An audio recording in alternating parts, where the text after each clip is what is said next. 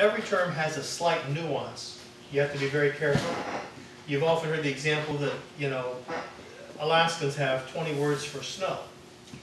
Now here, we just call it snow, and it's the perennial visitor here in Ohio. I'm not sure it's not going to snow one more time before the season's over.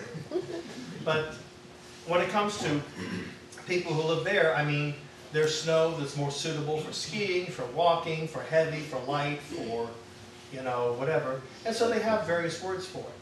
And to some extent, I suppose they're relatively interchangeable. I don't think there's that many gradations to snow that one could precisely say, oh, that's ridiculous.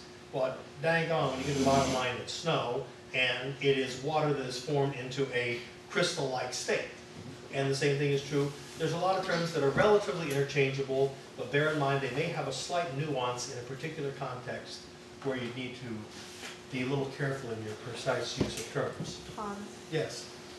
I think the biggest confusion between Catholic and Protestant in the grace is that in the Catholic Church, grace is mainly, normally manifested in the sacraments, all of the sacraments.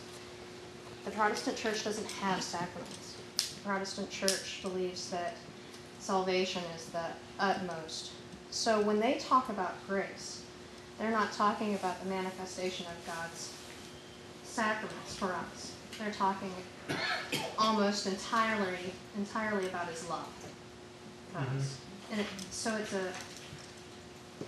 they're the same words used in completely different ways. It's a real confusion. Now, even there with Protestantism, there's not a complete unanimity about the sacraments.